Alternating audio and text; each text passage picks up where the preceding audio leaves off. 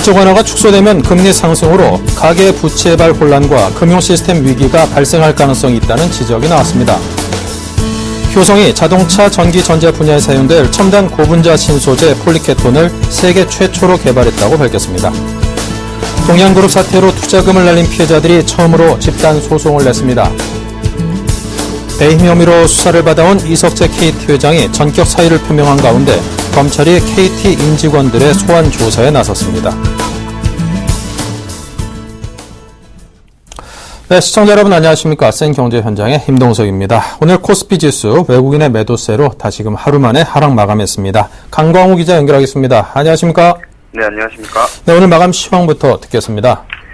네, 코스피 지수가 외국인의 매도로 상승 하루 만에 하락세로 돌아섰습니다. 오늘 코스피 지수는 0.7% 하락한 2025.17포인트의 장을 마감했습니다. 지난 1일 하루 만에 순매수로 돌아섰던 외국인은 이날 큰 폭의 순매도로 전환했습니다. 외국인은 1,821억 원 매도 우위를 보였습니다. 기관과 개인은 각각 400억 원, 1,500억 원 규모의 매수 우위를 보였습니다. 오늘 전업종이 하락했습니다. 의료정밀이 3.7% 급락한 가운데 화학, 의약품 등이 1%대 약세를 보였습니다. 시가총액 상위 종목도 대부분 하락세였습니다. 네이버와 신한지주, 하나금융지주가 3%대 약세를 기록한 가운데 현대차, KB금융이 2%대 낙폭을 기록했습니다. 반면 현대중공업이 2.6% 오르며 강세를 보였고 LG전자가 1%대 상승세를 보였습니다. 네. 자, 그리고 남북 정상회담 가능성이 커짐에 따라서 이 경협 관련주 강세를 보였다고요? 네, 남북 정상회담 가능성이 다시 제기되면서 남북 경제협력 관련 종목들이 줄줄이 강세를 나타냈습니다. 오늘 코스닥 시장에서 로만소는 12% 가까이 상승한 7,700원의 거래를 마쳤습니다. 로만소는 이날 3, 4분기 영업이익이 지난해보다 45.7% 증가한 25억 원을 기록하는 등 호실적을 발표한 데다 남북 경제협력 강화 기대감으로 급등세를 나타냈습니다. 또 세명전기, 비치로시스, 광명전기 등 대북 송정 관련 기업과 개성공단 입주업체들도 일제히 상승세를 나타냈습니다. 이 밖에 현대상선, 에머슨 퍼시픽 등 금강산 관광 관련 종목들도 장중한 때 5% 이상 급등했다가 하락하기도 했습니다. 남북 경제협력주들이 동반 상승한 것은 정상회담 가능성이 제기되는 등 해빙 움직임이 나타나고 있기 때문입니다.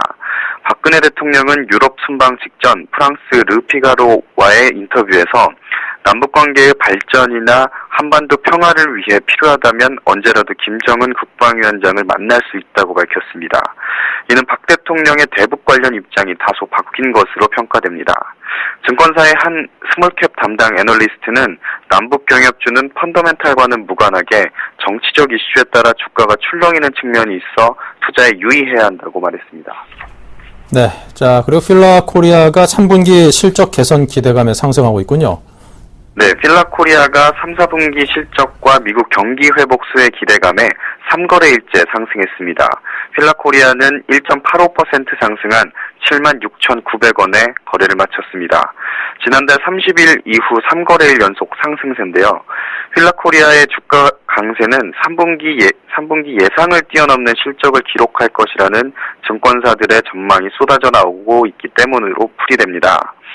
이날 교보증권은 필라 USA의 호조로 3분기 어닝 서프라이즈가 전망된다며 필라코리아의 3분기 실적은 매출액과 영업이익 모두 시장 기대치를 크게 상회할 것이라고 전망했습니다. 한국투자증권 역시 해외 법인 필라 USA의 실적이 호전돼 3분기 실적이 크게 개선될 것이라면서 목표 주가를 종전 86,000원에서 10만원으로 상향 조정했습니다. 네, 잘 들었습니다. 지금까지 강광우 기자였습니다. 감사합니다. 네, 감사합니다.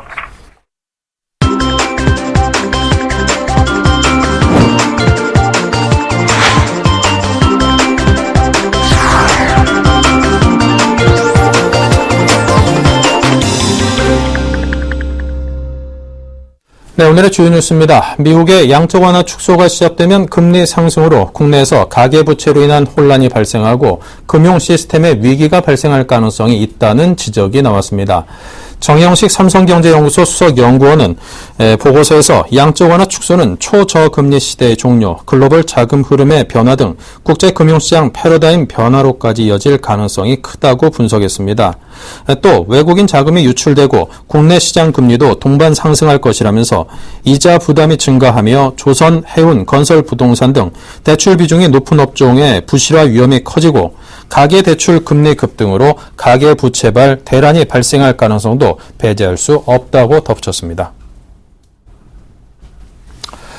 효성이 자동차 전기전자 분야에 사용될 첨단 고분자 신소재 폴리케톤을 세계 최초로 개발했다고 밝혔습니다.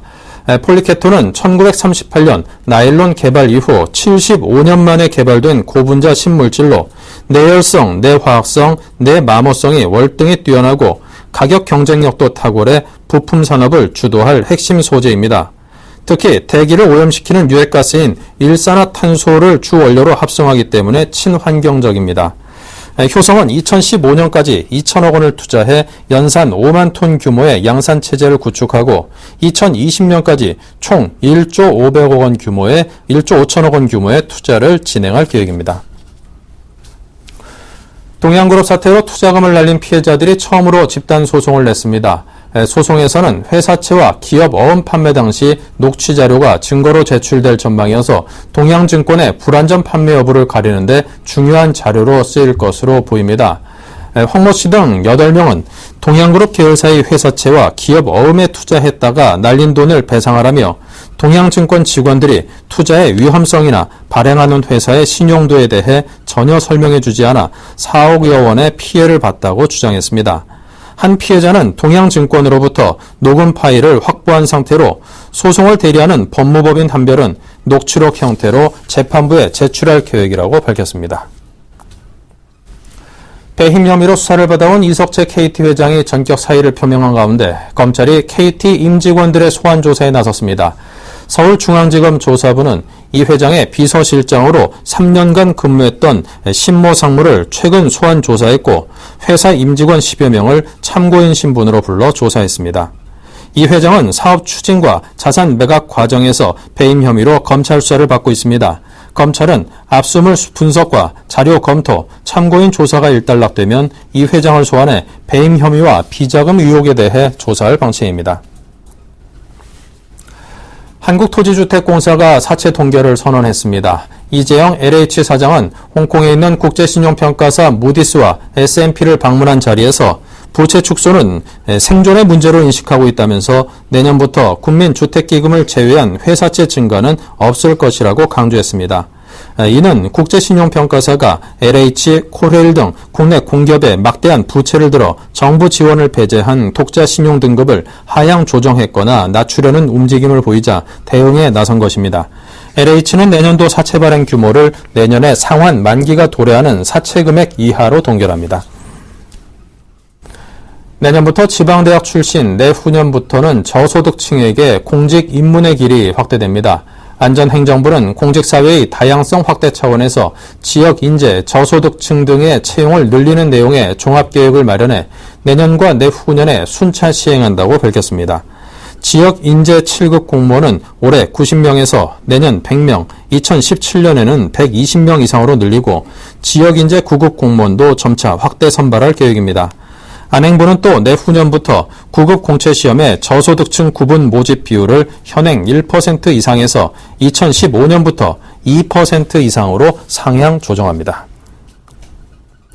네, 이석채 KT 회장이 지난 주말 사의를 표명했다는 소식이 있었습니다. KT 광화문 사옥에 나가 있는 권대경 기자를 연결하겠습니다. 안녕하십니까? 네, 안녕하십니까?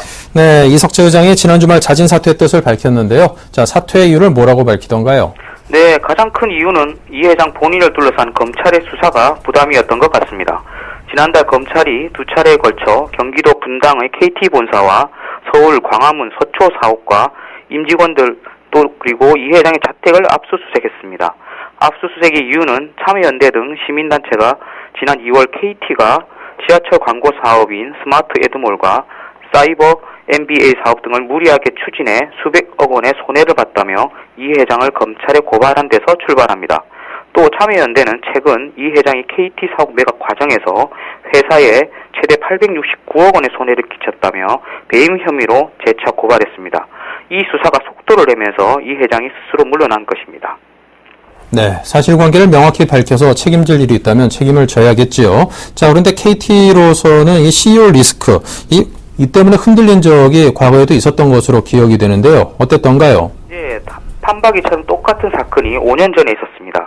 당시 남중수 KT 사장이 개인 비리 의혹으로 구속되면서 사장직을 내놓았는데요. 공교롭게도 남 전 사장의 사퇴를 표명한 날짜가 2008년 11월 5일입니다.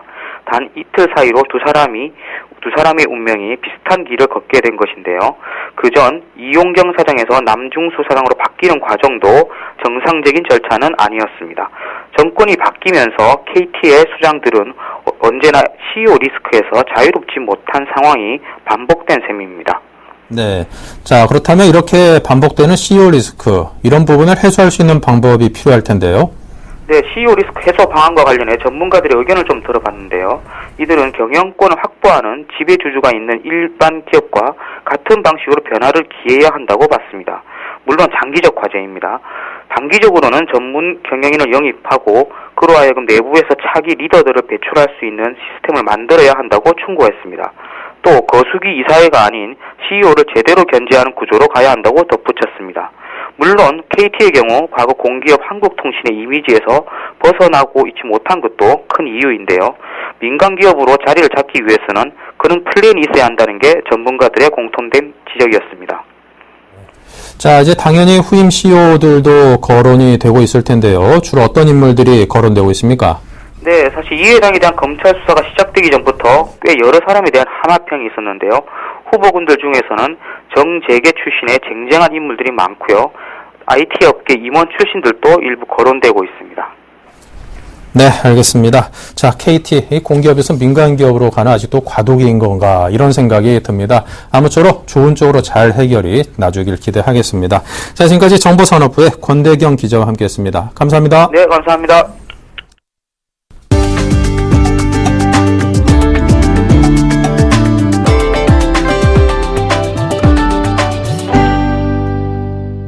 삼성 에버랜드는 회사를 삼성 에버랜드와 삼성 웰스토리로 분할하기로 결정했다고 밝혔습니다.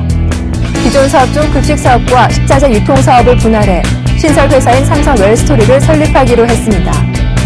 삼성 에버랜드가 삼성 웰스토리의 발행 주식 총수를 배정받는 단순 물적 분할 방식입니다. 분할 기일은 12월 1일로 삼성 웰스토리는 비상장사로 남게 됩니다. 한편 보안 전문기업 S1은 삼성 에버랜드의 건물 관리 사업을 넘겨받기로 결의했습니다. 양수 규모는 4,800억 원으로 주주총회를 거쳐 내년 1월 10일자로 삼성 에버랜드 건물 관리 사업에 자산과 인력 등을 모두 넘겨받습니다. LG전자의 전략 스마트폰 LG G2가 미국 컨슈머 리포트와 영국의 정보기술 잡지 평가에서 나란히 최고 평가를 받았습니다. 컨슈머 리포트는 올해 IT 제품 10중에서 LG G2를 안드로이드 스마트폰으로는 유일하게 목록에 올렸습니다. 컨슈머 리포트는 전원 음량 버튼이 카메라 아래, 제품의 뒷면에 있어 제품 위나 옆에 있는 것보다 인간 공학적이고 직관적이라고 평가했습니다.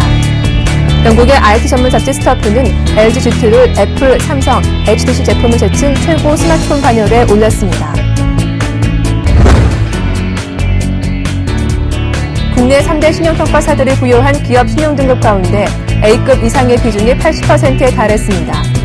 국내 3대 신평사인 나이스 신용평가, 한국기업평가, 한국신용평가가 부여한 국내 기업의 회사채 등급 중에서 트리플 A에서 A 등급이 차지하는 비중은 평균 78.9%로 집계됐습니다. A급 이상의 비중이 절대적으로 크다 보니 신용등급의 허리에 해당하는 B등급 내 비중은 20% 전후로 작았으며 트리플 C 이하 등급은 1에서 2%에 그쳤습니다.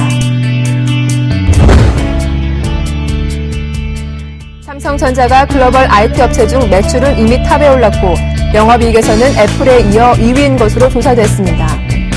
3분기 글로벌 IT 업계 실적을 비교한 결과 매출은 삼성전자, 애플, IBM, 마이크로소프트, 구글, 영업이익은 애플, 삼성전자, 마이크로소프트, 인텔, 구글 순으로 집계됐습니다. 매출에서는 삼성전자가 59조 원을 기록해 40조 원을 기록한 애플을 19조 원 가까이 따돌렸습니다. 영업이익에서는 애플이 10조 7,600억 원을 올려 여전히 1위를 지켰으며 삼성전자가 사상 처음으로 10조 1,600억 원으로 격차를 대폭 좁혔습니다. 네, 이상으로 생경제 현장을 마칩니다. 감사합니다.